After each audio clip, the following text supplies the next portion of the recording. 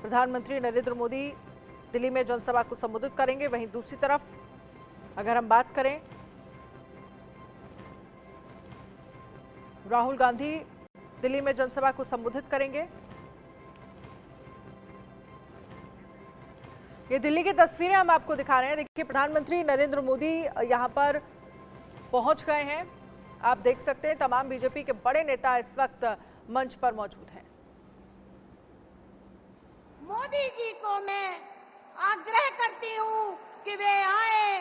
आदरणीय देश के यशस्वी प्रधानमंत्री जी, जनप्रिय नेता आए और अपना उद्बोधन दें। मोदी मोदी मोदी।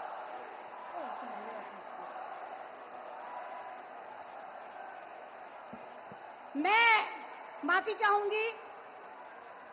मैं भारतीय जनता पार्टी दिल्ली प्रदेश के यशस्वी अध्यक्ष, जिनके कार्यकर्ता निष्ठ भाव से आज दिल्ली प्रदेश हमारा ऊंचाइयों पर पहुंच रहा है, ऐसे वीरेंद्र सचदेवा जी को आग्रह करूंगी कि वे आए और अपना उद्बोधन दें।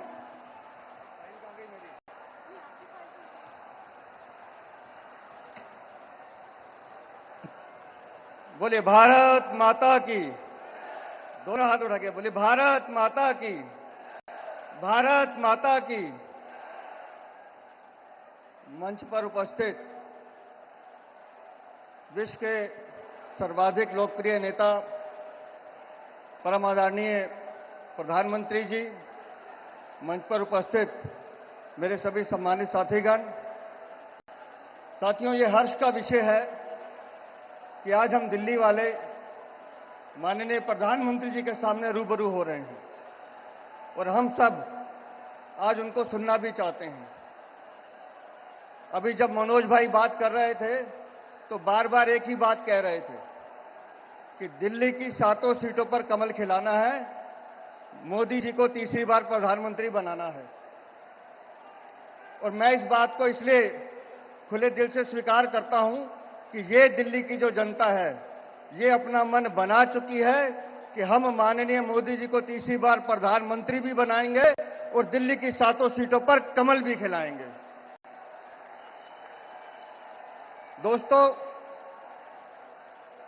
2014 का चुनाव हमने देखा था, जब माननीय नरेंद्र मोदी जी प्रधानमंत्री पद के उम्मीदवार थे। उससे पहले के 10 साल हमने लूट के शासन के, भ्रष्टाचार के 10 साल देखे। रोज नए स्कैम इस हिंदुस्तान में होते थे। तो उस समय देश की जनता को लगती थी कि एक आशा की किरण वो माननीय प्रधानमंत्री नरेंद्र मोदी दिखाई देते थे। और इसलिए मैं कहता हूं 2014 का चुनाव आशा का चुनाव था और भारत की जनता ने भरपूर प्यार देकर माननीय मोदी जी को प्रधानमंत्री बनाया।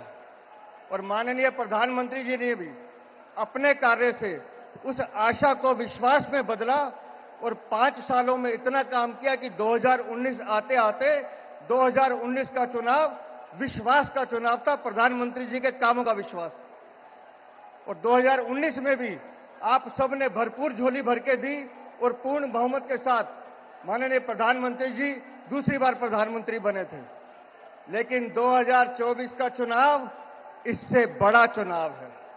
2024 का चुनाव आशा और विश्वास के साथ साथ भारत की भविष्य की संभावनाओं का चुनाव है। 2024 का चुनाव भारत को विकसित भारत बनाने का चुनाव है। 2024 का चुनाव भारत को विश्व गुरु बनाने का चुनाव है। 2024 का चुनाव भारत को विश्व की तीसरी आर्थिक शक्ति बनाने का चुनाव है।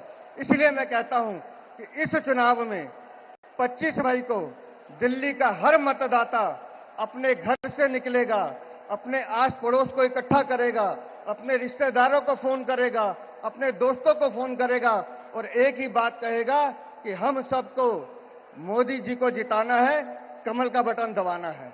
मैं जानता हूं कि आज हम सब माननीय प्रधानमंत्री जी का संबोधन सुनेंगे और दिल्ली में जिस तरह से विकास के कार्य माननीय प्रधानमंत्री जी के नेतृत्व में हुए हैं, हम एक्सप्रेसवे देखते हैं, दिल्ली मेरठ एक्सप्रेसवे हो, द्वारका एक्सप्रेसवे जिसका उद्घाटन अभी माननीय प्रधानमंत्री जी ने किया था, दिल्ली देहरादून एक्सप्रेसवे हो, दिल्ली मुंबई एक्सप्रेसवे हो, दिल्ली जयपुर एक्सप्रेसवे हो, ईस्टर्न वेस्टर्न पेरिफेरल एक्सप्रेसवे हो, ऐसे कई विकास के काम। और अभी मनोज भाई बता रहे थे ये एलिवेटेड रोड जो देहरादून जा रही है, ये भी माननीय प्रधानमंत्री जी की देन है। इससे दिल्ली में हमने भारत मंडपम देखा, इससे दिल्ली में हमने यशो भूमि देखी, इससे दिल्ली में हमने बाबा साहब अम्बेडकर का तीर्थ स्थल देखा, इससे दिल्ली में बाबा साहब अम्बेडकर इंटरनेशनल सेंटर देखा, इससे दिल्ली में हमने कर्तव्य पथ देखा, इससे दिल्ली में हमने प्रधानमंत्री संग्रहालय देखा, इससे दिल्ली में हमने वार मेमोरियल हॉल देखा। ये सब माननीय प्रधानमंत्री जी का प्रताप है जो इसे दिल्ली में हुआ है। दोस्तों, मैं अंत में अपनी 2 मिनट की बात कहकर बात खत्म करता हूं। आजकल हम सब इंडी गठबंधन सुन रहे हैं, लेकिन दिल्ली में भी एक गठबंधन है और मैं 2 लाइनों में उस गठबंधन की परिभाषा कह के बात समाप्त करता हूं। गद्दारों के किले ढह गए, गद्दारों के किले ढह गए, राष्ट्रवाद की तोप से सांप नेवले एक हो गए मोदी जी के खौफ से। तो बोलिए जय श्री राम, जय जय श्री राम, जय श्री राम। बहुत बहुत धन्यवाद। बहुत बहुत धन्यवाद आदरणीय प्रदेश अध्यक्ष जी। भारत माता की, भारत माता की।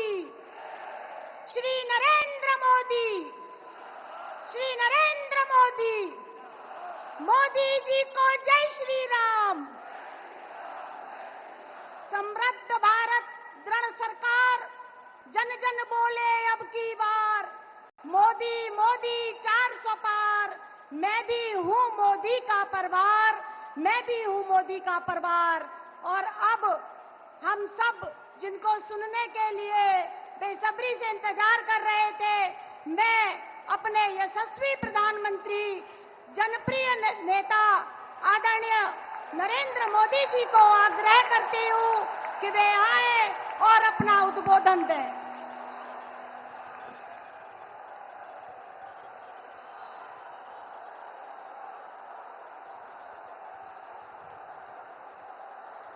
भारत माता की, भारत माता की, भारत माता की। देश की राजधानी दिल्ली के सभी भाई बहनों को मेरा नमस्कार।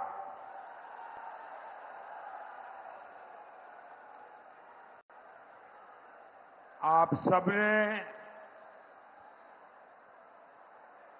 इतनी बड़ी तादाद में, और मैं ऊपर हेलीकॉप्टर से देख रहा था, सामने वाले दोनों मार्ग पूरी तरह भरे पड़े हैं।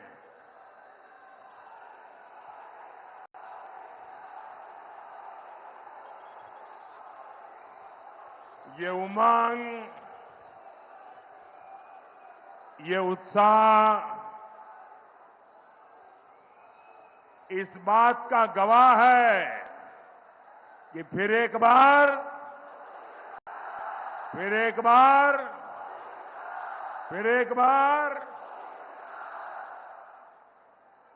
साथियों, दिल्ली के लाल किले से मैंने कहा था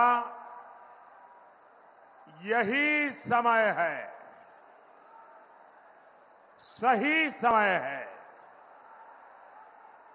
आज 21वीं सदी के भारत के सामने सबसे अनमोल समय आया है। ये वो समय है,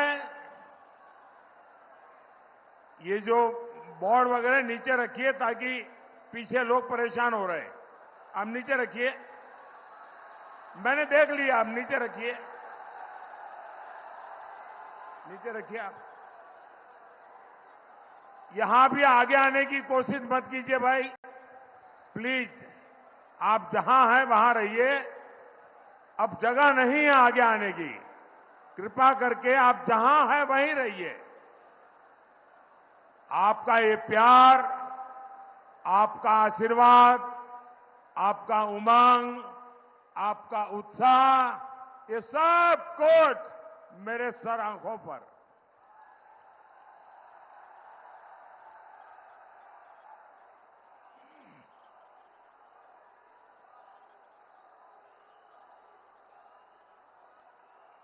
साथियों,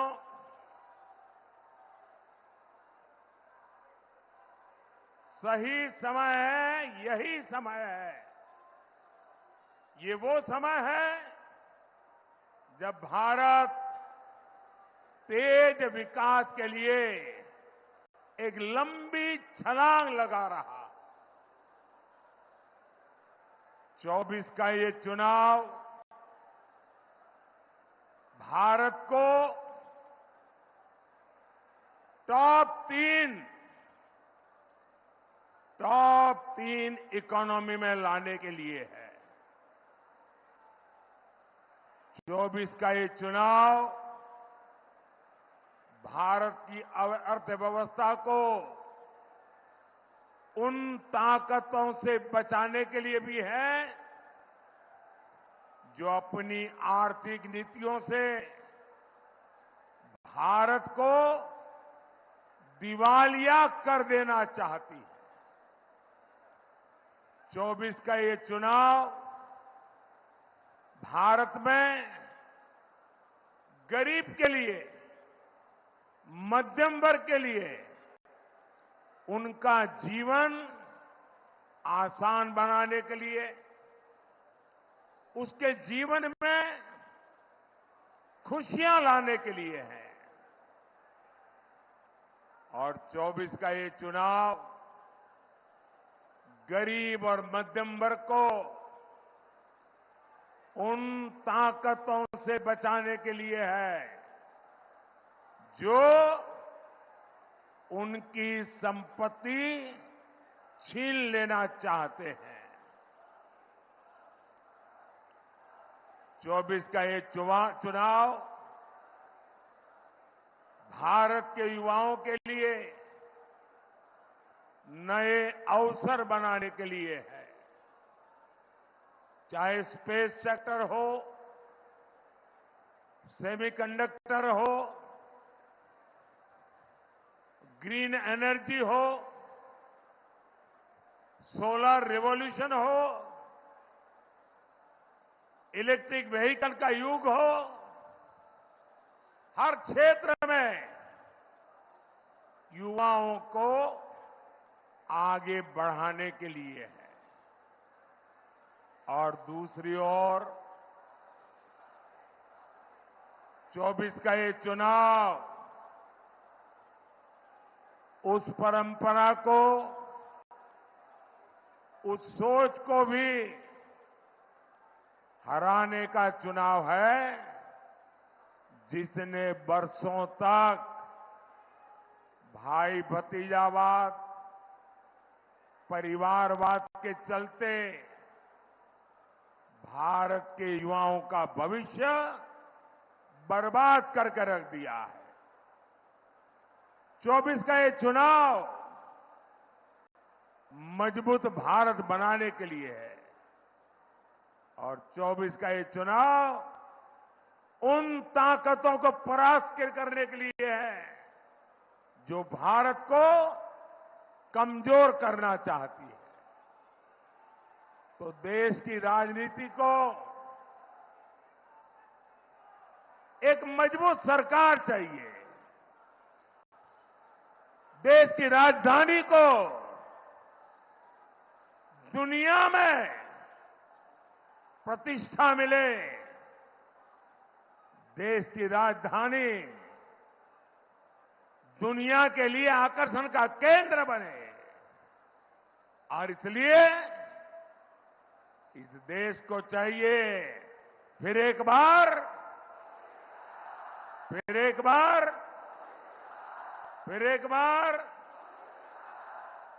साथियों, मैं इसे ईश्वर का आशीर्वाद मानता हूं कि परमात्मा ने मुझे देश के विकास को तेज गति देने के लिए आपकी सेवा में भेजा है। 50-60 साल पहले मैं अपना घर छोड़ करके निकला था। तब मुझे भी पता नहीं था कि एक दिन लाल किले पर तिरंगा फहराऊंगा।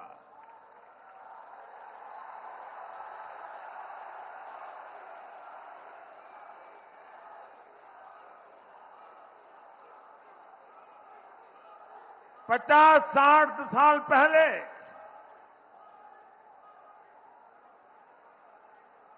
जब घर छोड़ा, सब कुछ छोड़ चुका था, सब कुछ छूट गया था, लेकिन तब मुझे पता नहीं था कि एक दिन 140 करोड़ भारतीय ही मेरा परिवार बन जाएंगे।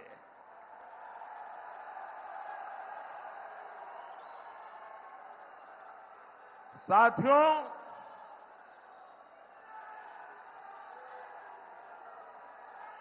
न अपने लिए मैं जिया हूं, न अपने लिए मैं जन्मा हूं।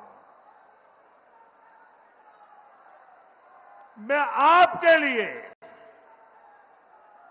और आपके बच्चों के उज्जवल भविष्य के लिए जी जान से खप रहा हूं।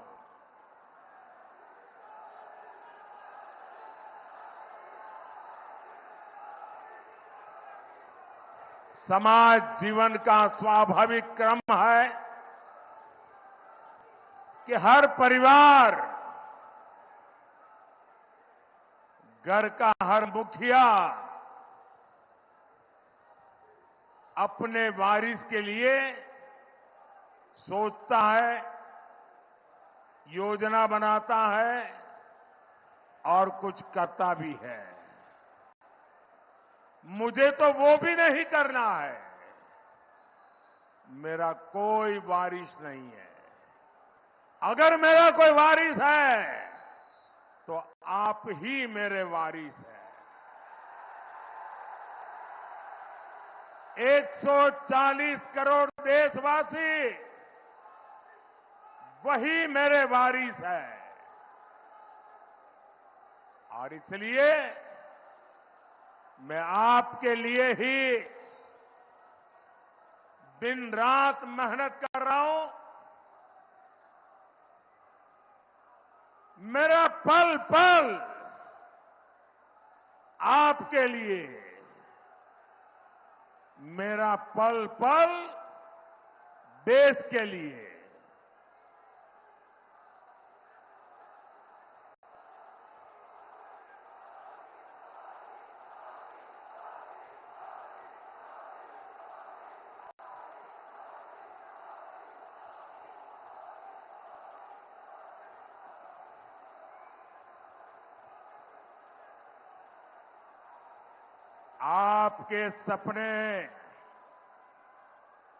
आपके सपने ही मेरा संकल्प है।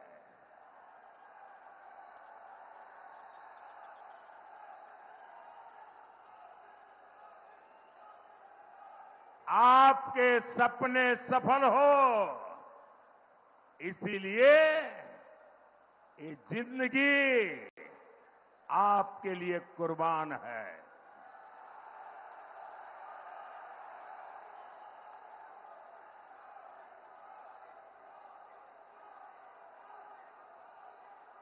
"24 by 7,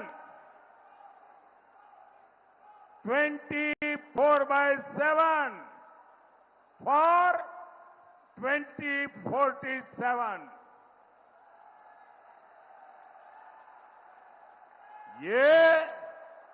ये मोदी की गारंटी है।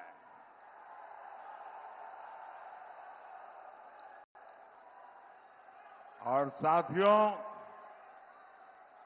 ये पर्दा नीचे करो, पीछे लोगों को दिखता नहीं है भाई। नीचे करिए आप।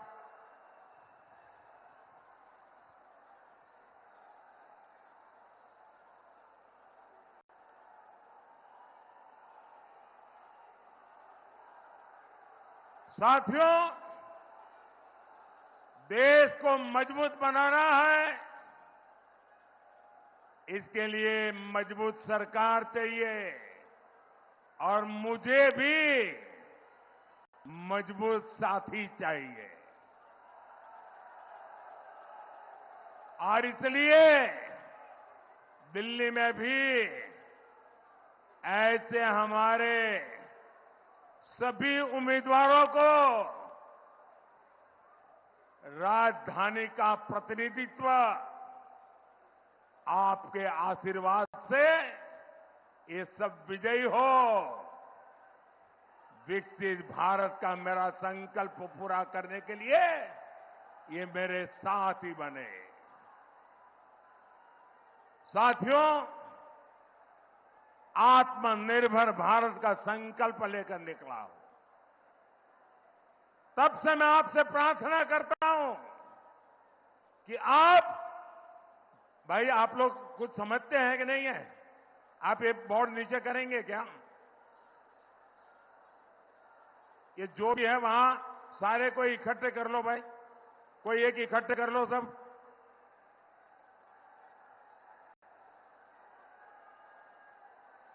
भाई आपका प्यार मेरे सर आंखों पर, लेकिन प्यार इतना मत करो कि पीछे वालों को दिखाई ना दे।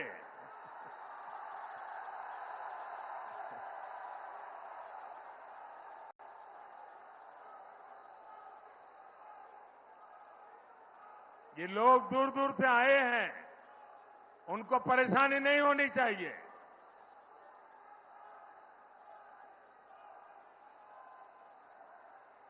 साथियों, आप चाहते हैं देश में फिर एक बार मजबूत सरकार बने?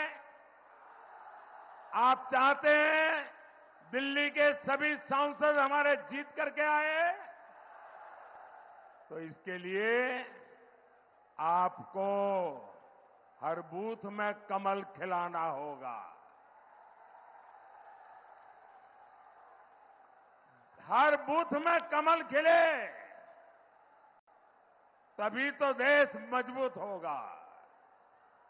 साथियों, विकसित होते भारत की राजधानी भी विकसित दिखनी चाहिए, विकसित होनी चाहिए। आपने G20 सम्मेलन के दौरान देखा है कैसे दुनिया के शीर्ष नेता दिल्ली को देखकर चकित थे। आज यहां भारत मंडपम और यशोभूमि जैसे आधुनिक कन्वेंशन सेंटर बन रहे हैं। नया संसद भवन हमारी शान और बढ़ा रहा है। नेशनल वॉर मेमोरियल, आजादी के बाद देश के जवान इसके लिए मांग करते थे, प्रतीक्षा करते थे। देश का दुर्भाग्य देखिए, जब तक मोदी नहीं आया, दिल्ली में बैठी हुई सरकारों को देश के वीर जवानों के सम्मान में वॉर मेमोरियल बनाने का उनको महत्व नहीं समझ आया। देश में लोगों की सुरक्षा करते करते करीब 35,000 पुलिस के जवान शहीद हुए। हमारी रक्षा करते करते शहीद हुए। उन पुलिस मेमोरियल के लिए देश के पुलिस के जवानों को 70 साल इंतजार करना पड़ा। मोदी आया तब जाकर के बना। डॉक्टर बाबा साहब आंबेडकर का मेमोरियल। एक परिवार के लिए सब कुछ हुआ, लेकिन इतने प्रधानमंत्री हो गए, उनको स्मरण करने के लिए उनकी राजनीति, उनका परिवारवाद आड़े आया। ये मोदी है जिसकी रगों में लोकतंत्र जिंदा है, जो जीता है लोकतंत्र के लिए, जो खपता है लोकतंत्र के लिए। और उसने देश में पहली बार सभी प्रधानमंत्रियों का म्यूजियम बनाया।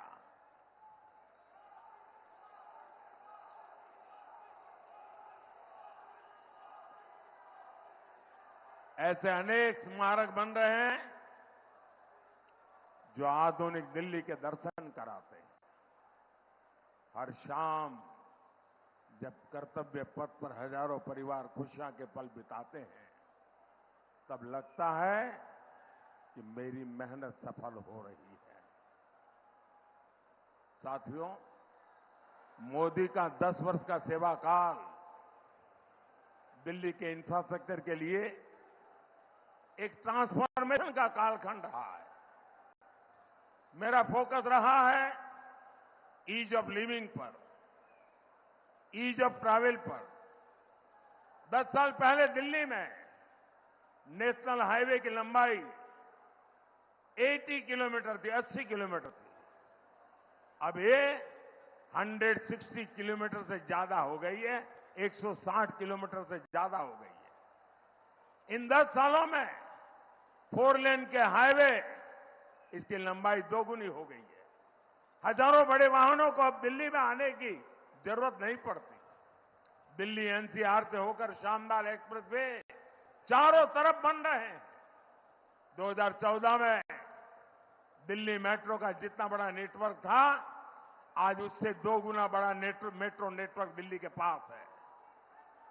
आज दिल्ली मेट्रो में हर रोज 65 लाख लोग सफर करते हैं। ये यात्रीगण अब ध्यान दे रहे हैं कि अब मेट्रो का गेट सिर्फ विकास की तरफ खुलता है। और अब तो नमो भारत ट्रेन भी दिल्ली एनसीआर की नई पहचान बन चुकी है। मैं दिल्ली के लोगों को एक और बात कहूंगा। आज दिल्ली में जितनी भी इलेक्ट्रिक बसें चल रही हैं, पर्यावरण से मुक्ति के जो समस्याएं हैं पर्यावरण की, उससे मुक्ति के लिए भारत सरकार ने एक अहम कदम उठाया। देश के बड़े बड़े शहरों को भारत सरकार इलेक्ट्रिक बसेस दे रही है। आपने देखा होगा दिल्ली को भी भारत सरकार ने ऐसी सैकड़ों बसें दी हैं ताकि दिल्ली के लोगों की सुविधा भी बढ़े और पर्यावरण की भी रक्षा हो। साथियों, हम सब जानते हैं दुनिया में कोई भी जगह हो, इंफ्रास्ट्रक्चर का विकास इन्वेस्टमेंट लेकर आता है। आज छोटे से छोटे दुकानदारों से लेकर बड़े बड़े बिजनेस तक सभी फायदे में है, क्योंकि भारत सरकार दिल्ली का चौतरफा विकास कर रही है। साथियों, मोदी दिल्ली के हर गरीब, हर मिडिल क्लास परिवार का जीवन आसान बनाने के लिए प्रतिबद्ध है। पूरी दिल्ली में पाइप से सस्ती गैस पहुंचाने का काम तेजी से चल रहा है। इससे हमारी बहनों को बहुत सुविधा हो रही है। मुफ्त अनाज की योजना भी लाखों लोगों के बहुत काम आ रही है। सबके घर का सपना पूरा करना भी मोदी की गारंटी है। आप देखिए, एक तरफ अनऑथराइज्ड कॉलोनीज को रेगुलर करने का काम चल रहा है, वहीं दूसरी तरफ झुग्गियों की जगह पक्के घर बनाने का अभियान भी जारी है।